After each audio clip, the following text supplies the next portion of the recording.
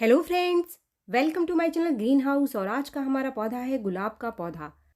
मार्च का महीना गुलाब के पौधे के लिए बहुत खास है, क्योंकि इन महीनों में जो मार्च का महीना है या फिर आगे आने वाला जो अप्रैल का महीना है, इसमें गुलाब बहुत अच्छी ग्रोथ करता है। और अगर आप थोड़ी सी चीज़ें इसके ऊपर करेंगे, इसके ऊपर थोड़ा सा ध्यान रखेंगे, तो ये बहुत बढ़िया ग्रोथ करेगा, बहुत अच्छी फ्लावरिंग भी करेगा, क्योंकि ये इसका ग्रोइंग पीरियड है। मार्च में गुलाब बहुत अच्छी ग्रोथ करता है। लेकिन आपको इस समय मार्च के महीने में कौन कौन सी चीज़ों का ध्यान रखना है, कौन से वो फर्टिलाइज़र हैं जो कि अभी आप मार्च में अपने गुलाब के पौधे को दे सकते हैं। या फिर आप में से कोई ऐसा है जिसके पास गुलाब के पौधे हैं, लेकिन घर पर मार्केट का कोई भी फर्टिलाइज़र आपके पास नहीं है, और ना ही आपके पास कोई कंपोस्ट है, चाहे वो वर्मी कंपोस्ट हो या फिर गोबर की खाद। तो ऐसे में आपको अपने गुलाब के पौधे से मैक्सिमम ग्रोथ और मैक्सिमम फ्लावरिंग कैसे लेनी है, इसके साथ ही आज की इस वीडियो में मैं आपके साथ बहुत सारे टिप्स शेयर करने वाली हूँ। और कुछ ऐसी गलतियाँ, छोटी छोटी गलतियाँ जो कि आप अपने गुलाब के पौधे के ऊपर करते हैं, कुछ छोटी छोटी जानकारी है जिसके बारे में लोगों को पता ही नहीं होता है, और वो अपना अच्छा खासा गुलाब का पौधा खराब कर लेते हैं। नया नया पौधा लगाते हैं और लगाते ही पौधा खराब हो जाता है, कुछ दिन तक चलता है, और ठीक से केयर न होने की वजह से पौधा आपका ऐसे ही पड़ा रहता है। कोई नई ब्रांच या फिर कोई फ्लावरिंग उसके अंदर निकल करके नहीं आती है। तो आज के इस वीडियो में आपको मिलने वाली काफ़ी सारी जानकारी गुलाब से संबंधित, अगर आप इन सारी चीज़ों का ध्यान रखेंगे और जो फर्टिलाइज़र मैं आपके साथ शेयर कर रही हूँ वो रेगुलर अपने गुलाब के पौधे में आप देंगे, तो आप देखेंगे कि आपका छोटा सा गुलाब का पौधा भी बहुत सारी नई नई ब्रांचेस और बहुत सारी कलियों और फूलों से भर जाएगा। तो चलिए वीडियो को आगे बढ़ाते हुए सबसे पहले टिप्स नंबर 1।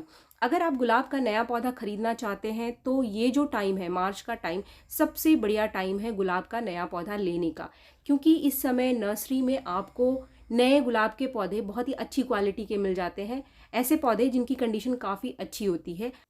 और जैसे जैसे गर्मियाँ बढ़ेंगी तो जो नर्सरी से आप पौधा लेकर आएंगे उसकी कंडीशन इतनी अच्छी नहीं होगी, उसके ऊपर काफ़ी सारे कीड़े और फंगस लगे रहते हैं। इसके साथ ही काफ़ी सारी वैरायटी के गुलाब के पौधे इस समय आपको मिल जाएंगे, काफ़ी सारे कलर अवेलेबल होंगे इस समय नर्सरी में आपके लिए गुलाब के पौधे के, तो काफ़ी सही टाइम है नया पौधा लेने का। इसके बाद टिप्स नंबर 2, अगर आप अपने पौधों की रिपोर्टिंग करना चाहती हैं या फिर नया पौधा लाकर लगाना चाहते हैं तो ये काफ़ी बढ़िया टाइम है आपका। अगर गुलाब का पौधा छोटे गमले में लगा हुआ है और इसकी ग्रोथ काफ़ी अच्छी है, तो आप इसको बड़े गमले में शिफ्ट कर सकते हैं नई मिट्टी के साथ। तो आपका पौधा अगर अच्छी ग्रोथ कर रहा है लेकिन आपका गमला छोटा है, तो ये सही टाइम है, इसको आप बड़े गमले में शिफ्ट कर दीजिए। आपका पौधा और तेज़ी से बढ़ेगा और नीचे काफ़ी अच्छी खासी मिट्टी मिलने की वजह से आपके पौधे में भरपूर कलियां और फ्लावरिंग होगी। इसके बाद टिप्स नंबर 3, अगर आपने गुलाब की कटिंग लगा रखी थी और आपके पौधे की जो कटिंग है ये लग गई थी, जैसे कि आप देख रहे हैं ये गुलाब की कटिंग मैंने लगाई थी इस डिस्पोजेबल ग्लास में, ये कटिंग लग गई है। तो अगर कटिंग लग गई है तो आप इसको दूसरे गमले में शिफ्ट कर दीजिए। कटिंग को भी शिफ्ट करने का ये बहुत बढ़िया टाइम है। जब भी आप कटिंग को शिफ्ट करेंगे तो ध्यान रखेंगे कि गमले का साइज़ स्टार्टिंग में आपको बहुत बड़ा नहीं लेना है, गमले का साइज़ आपको छोटा ही रखना है, क्योंकि हमारा जो पौधा है वो काफ़ी छोटा है। एकदम से आप बहुत बड़े गमले में शिफ्ट करेंगे तो कभी कभी जो छोटी सी कटिंग है वो बहुत बड़े गमले में सर्वाइव नहीं कर पाती है। जैसे कि आप देख रहे हैं ये सारी कटिंग मैंने शिफ्ट की है, तो गमले का जो साइज़ है ये बहुत बड़ा नहीं है। और भी कुछ कटिंग है मेरे पास जिनको मुझे शिफ्ट करना है जो कि ग्रो कर गई हैं, तो ये काफ़ी बढ़िया टाइम है कटिंग को दूसरे गमले में शिफ्ट करने का। इसके बाद टिप्स नंबर 4, जब भी आप कटिंग को शिफ्ट करेंगे तो इसके रूट बॉल को आप नहीं तोड़ेंगे। जैसे कि ये डिस्पोजेबल ग्लास में लगा हुआ है, सिर्फ आपको डिस्पोजेबल ग्लास हटाना है, वो जो मिट्टी का बॉल है इसको आप बिल्कुल भी मत तोड़ना। या फिर अगर आप नया पौधा लेकर आ रहे हो नर्सरी से और वो प्लास्टिक के ग्रो बैग में लगा हुआ है या छोटे गमले में लगा हुआ है, तो आप बहुत ही सावधानी से उसको बाहर निकालना, और जो रूट बॉल है उसको बहुत ज़्यादा आपको नहीं हटाना है। जो कोलकाता वैरायटी के गुलाब के पौधे होते हैं वो ज़्यादातर लाल कलर की मिट्टी में लगे होते हैं, यानी रेड सॉइल में होते हैं, तो उनको आप थोड़ा थोड़ा सा हटा लो। बहुत सारा रूट बॉल को आप मत तोड़ना, ऐसा मत सोचना कि अच्छे से उसको धो करके रूट को आप लगा दो। तो अगर आप एक्सपर्ट नहीं हैं तो ये गलती आप मत करना, कभी कभी ऐसा करने से हमारा पौधा ख़राब हो जाता है। अगर नया पौधा लगाने के बाद आपका पौधा ख़राब हो रहा है तो इसके पीछे 2 कारण हैं। एक तो जो जड़ें हैं वो डैमेज होती हैं, दूसरा आप स्टार्टिंग में ही भर भर के पानी देते हैं। तो कभी भी ये दोनों गलतियां आपको नहीं करना है। जड़ों को आपको बहुत ज़्यादा डिस्टर्ब नहीं करना है और ना ही स्टार्टिंग में आपको बहुत ज़्यादा पानी देना है। मिट्टी को बस आपको हल्का सा मॉइस्ट रखना है। 2-3 दिन इसको शेड में रखने के बाद आपको इसको पूरे दिन की धूप में शिफ्ट कर देना है। इसके बाद टिप्स नंबर 5, ये सबसे बड़ी गलती है जो आप करते हैं जिसकी वजह से आगे जाकर आपका गुलाब का पौधा खराब हो जाता है। वो है कि आप ओवर वाटरिंग करते हैं, बहुत ज़्यादा पानी देते हैं। गुलाब ऐसा पौधा है जो कि मॉइस्ट मिट्टी पसंद करता है, लेकिन बहुत ज़्यादा मिट्टी गीली होने पर इनकी जड़ों में फंगस लग जाता है और फंगस की वजह से जड़ें खराब हो जाती है और आपका पूरा का पूरा पौधा सूख जाता है। तो इसीलिए कभी भी आप गुलाब के पौधे में भर भर के पानी मत देना। जब आपको लगे कि मिट्टी हल्की सी सूख गई है तो आप उसको पानी दे सकते हैं। जैसे कि ये पौधे आप देख रहे हैं, इनकी मिट्टी गीली है अभी भी, तो मैं इनकी मिट्टी में कोई पानी नहीं दूंगी, लेकिन हाँ, मैं इनके ऊपर एक बार पानी का दिन में स्प्रे ज़रूर करती हूँ। तो आप भी गुलाब के पौधे के ऊपर पानी का स्प्रे कर सकते हैं, लेकिन मिट्टी में पानी आपको नहीं देना है। जब तक कि पौधे की जो मिट्टी आपको सूखी हुई दिखाई ना दे, बीच बीच में आपको 15 दिन में 20 दिन में एक बार मिट्टी की हल्की हल्की सी गुड़ाई भी करते रहना है, जिससे कि पौधे की जो मिट्टी है इसके अंदर ऑक्सीजन का संचार बना रहता है और जड़ें स्वस्थ रहती हैं, ग्रोथ करती रहती हैं। इसके बाद टिप्स नंबर 6, ये जो मार्च का टाइम है गुलाब की फ्लावरिंग का टाइम है, इस समय गुलाब बहुत अच्छी फ्लावरिंग करता है। तो गुलाब को फ्लावरिंग के लिए मार्च के महीने में कम से कम 5-6 घंटे की धूप वाली जगह पे आप ज़रूर रखें। जो भी पौधा आपका अच्छी ग्रोथ कर रहा है, अगर आपको उससे ज़्यादा कलियां चाहिए, मैक्सिमम ग्रोथ चाहिए और अच्छी फ्लावरिंग चाहिए, दूसरा फूलों का जो साइज़ है आपको बड़ा चाहिए, तो पूरे मार्च आपको अपने गुलाब के पौधे को एक अच्छी सी पूरे दिन की धूप वाली जगह पे रखना है। काफ़ी सारे लोग मुझे कमेंट करते हैं कि अगर धूप ना आ रही हो तो क्या करें? तो आपके घर में कोई तो ऐसी जगह होगी जहाँ पर दिन में कुछ टाइम के लिए धूप आती हो, ऐसी जगह पे आप गुलाब के पौधे को रखें। इसके साथ ही ऐसे लोगों को अपने गुलाब के पौधे में पानी की मात्रा बहुत कम रखनी है। जब तक कि मिट्टी सूखे ना, आप पानी बिल्कुल भी मत देना। इसके बाद टिप्स नंबर 7, इस समय आपको अपने गुलाब के पौधे में हार्ड प्रूनिंग नहीं करनी है। मैंने आपके साथ हार्ड प्रूनिंग के कई सारे वीडियो सितंबर में शेयर किए थे, तो हार्ड प्रूनिंग आपको नहीं करना है, सॉफ्ट प्रूनिंग आप कर सकते हैं। जैसे कि सूखे हुए फूलों को निकालना, जिसको कि हम डेड हेडिंग कहते हैं, या फिर आप टिप प्रूनिंग भी कर सकते हैं, यानी 3 पत्तों के नीचे से ब्रांच के टिप को कट कर सकते हैं। लेकिन बहुत ज़्यादा हार्ड प्रूनिंग अब आपको मार्च में नहीं करना है। अगर आप ऐसा करेंगे तो आपका पौधा ग्रोथ नहीं कर पाएगा, क्योंकि पूरे प्रोसेस में पौधे को नई ब्रांच निकालने में लगभग 1 महीने का टाइम लग जाता है। तो आपका पौधा फ्लावरिंग कब करेगा? तो अभी ये गलती आपको नहीं करना है। हार्ड प्रूनिंग करने से आप बचें, सॉफ्ट प्रूनिंग आप कर सकते हैं। अगर आपके पौधे की आप प्रूनिंग कर चुके हैं, स्टेम प्रूनिंग कर चुके हैं और उसके अंदर नई ग्रोथ आने लग गई है, तो यहाँ पर आपके लिए एक बोनस टिप है, बहुत इंपॉर्टेंट टिप, कि जो उसकी पुरानी पत्तियाँ हैं इनको आपको हटाते जाना है। लेकिन जब ग्रोथ आनी स्टार्ट होगी तभी आपको ये काम करना है, उससे पहले आपको गुलाब के पौधे की पत्तियों को नहीं हटाना है। जैसे कि आप ये वाला पौधा मेरा देख रहे हैं, ये इसके अंदर काफ़ी सारे पुराने पत्ते हैं, लेकिन इसमें नई ग्रोथ भी आने लग गई है। तो यहाँ पर मैं इस पौधे की सारी पुरानी पत्तियों को हटा दूंगी। इन पत्तों को हटाने के 2 फायदे हैं। पहला फ़ायदा, जैसे ही आप पुरानी पत्ती को हटाएंगे तो जो नई ग्रोथ निकल करके आ रही है उसको ज़्यादा एनर्जी मिलने लग जाएगी, क्योंकि ये जो पुराने पत्ते हैं ये भी पौधे की एनर्जी को ले रहे हैं। तो जैसे ही आप इनको हटाएंगे तो ये जो नए ग्रोथ निकल करके आ रहे थे, नए शूट्स निकल रहे थे, ये तेज़ी से काम करना शुरू कर देंगे। क्योंकि जैसे ही आप सारे पत्तों को हटाएंगे तो इनको खाने की कमी होनी शुरू हो जाएगी, क्योंकि आपको पता है कि पत्ते के अंदर ही क्लोरोफिल बनता है और इसी से पौधा अपना खाना बनाता है। तो जैसे ही आप इन पत्तों को हटाएंगे, खाने की कमी इनके अंदर शुरू हो जाएगी, तो ये तेज़ी से ग्रोथ करना स्टार्ट कर देंगे।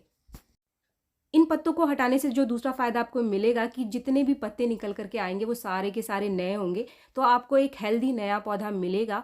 और जो पुराने पत्ते होते हैं इनके ऊपर काफ़ी सारे फंगस और कीड़े लगे होते हैं, क्योंकि जो गुलाब का पौधा है वो काफ़ी सेंसिटिव प्लांट है और फंगस और कीड़ों का अटैक इसके ऊपर बना रहता है।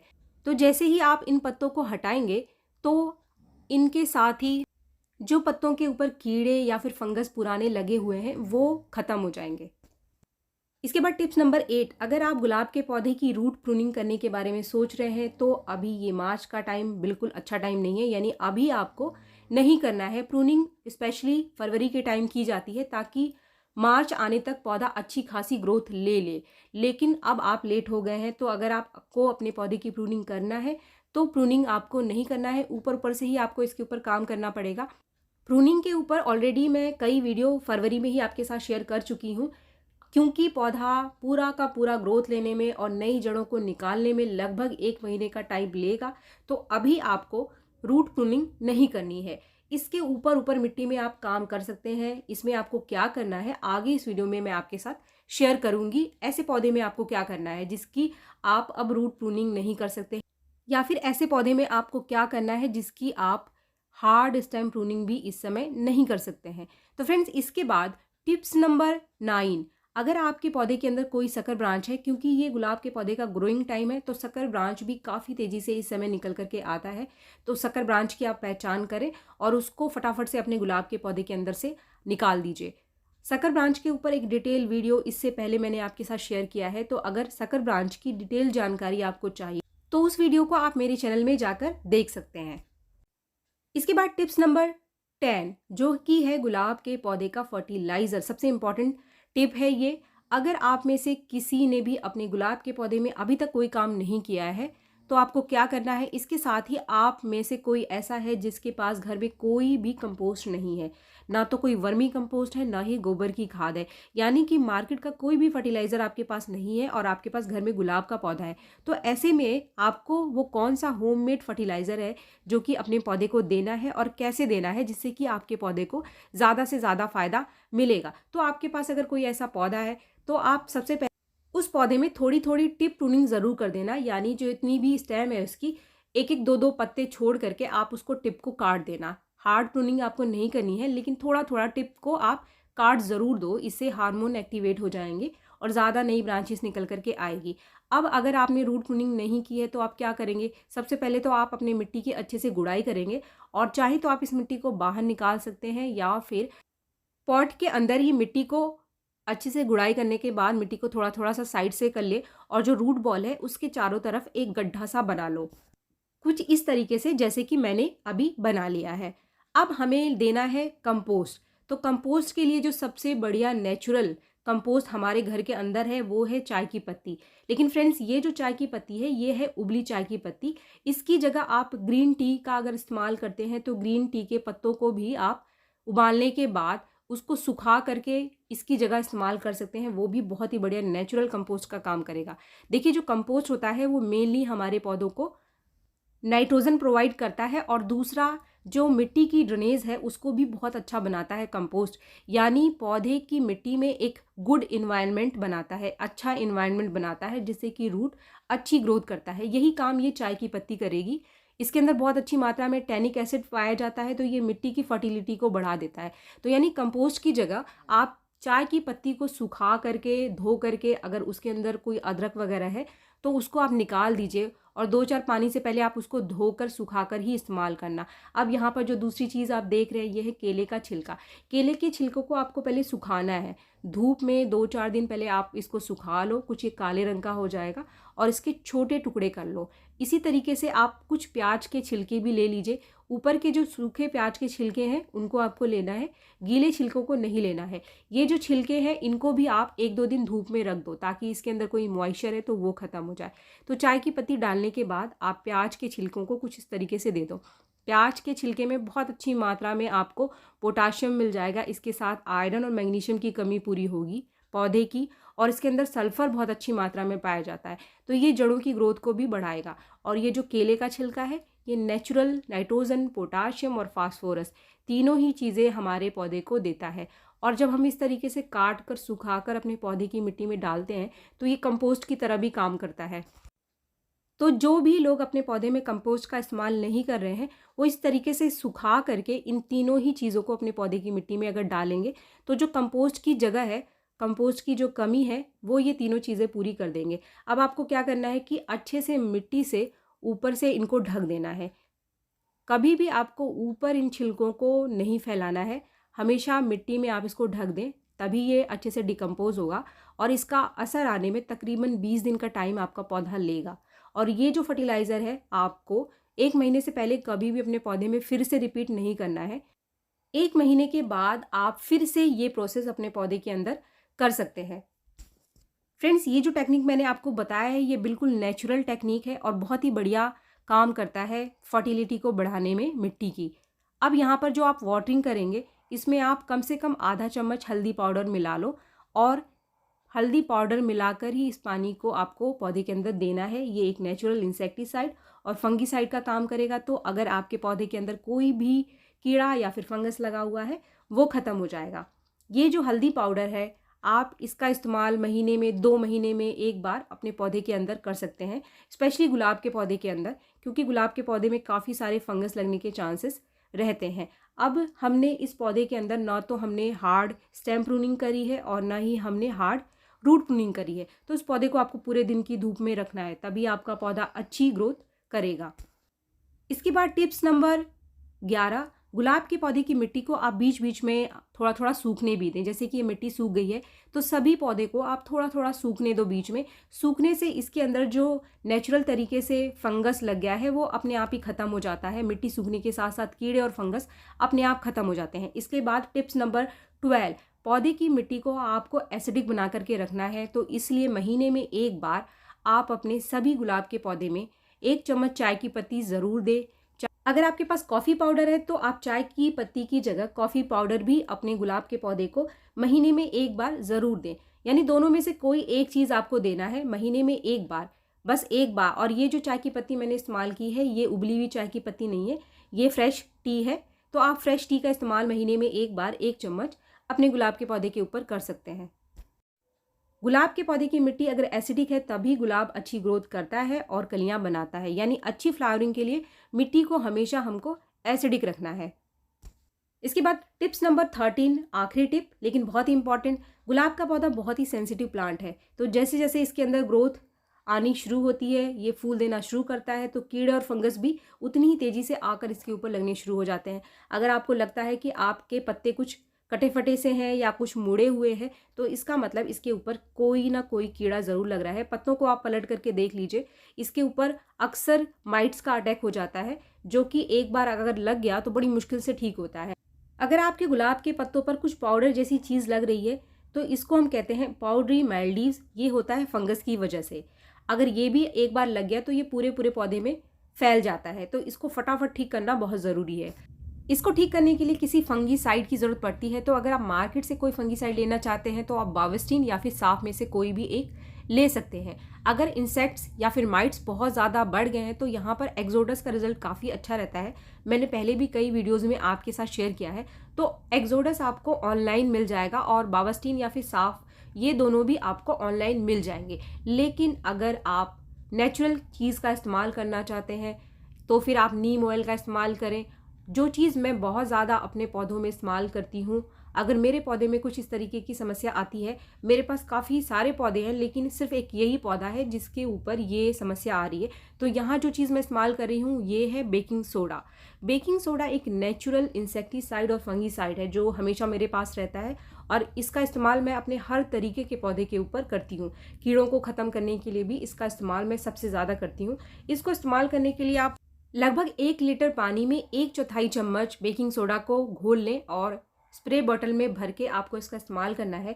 मात्रा बेकिंग सोडा की आप थोड़ी सी ज़्यादा रख सकते हैं, लेकिन पहले आपको चेक करना है। अगर आप बहुत ज़्यादा क्वांटिटी बेकिंग सोडा की ले लेंगे पानी में तो ये पौधे की पत्तियों को बर्न भी कर देता है, पत्तों को जला देता है और पौधे कभी कभी इससे ख़राब भी हो जाते हैं। तो इसीलिए हमेशा पहले ही बार जब भी आप स्प्रे करें तो 1/4 चम्मच से ज़्यादा ना लें। अगर समस्या बहुत ज़्यादा है तो 1/4 चम्मच से थोड़ी सी और ज़्यादा आप बढ़ा सकते हैं। अभी इसका स्प्रे करते समय पौधे को आप शेड में रख लेना। धूप में कभी भी आप इसका स्प्रे मत करना, क्योंकि धूप में स्प्रे करने से भी कभी कभी पत्ते बर्न हो जाते हैं। लेकिन जो क्वांटिटी मैंने आपको बताई है 1/4 चम्मच 1 लीटर पानी में, इससे कभी भी पौधे को समस्या नहीं आती है। अगर आपके पौधों में ये समस्या बहुत ज़्यादा है कीड़ों की और फंगस की, तो आप 1-2 दिन छोड़ करके फिर से इसका स्प्रे कर दो। क्योंकि ये नेचुरल तरीका है तो इसका रिजल्ट आपको थोड़ा सा लेट मिलेगा, लेकिन मिलेगा ज़रूर। अगर समस्या ज़्यादा है तो आप लगातार 4-5 बार इसका स्प्रे कर दीजिए 1-1 दिन छोड़ करके, तो ये पूरी तरीके से ठीक हो जाएगा। तो फ्रेंड्स, आप इन सारी चीज़ों का ध्यान रखें। मार्च में आपका गुलाब बहुत अच्छी ग्रोथ करेगा और बहुत अच्छी फ्लावरिंग करेगा। तो वीडियो अगर आपको पसंद आए तो एक लाइक ज़रूर करें और मेरे चैनल को आपने अब तक सब्सक्राइब नहीं किया है तो मेरे चैनल को सब्सक्राइब भी ज़रूर कर लें। मिलते हैं मेरे नेक्स्ट वीडियो में, तब तक के लिए थैंक यू।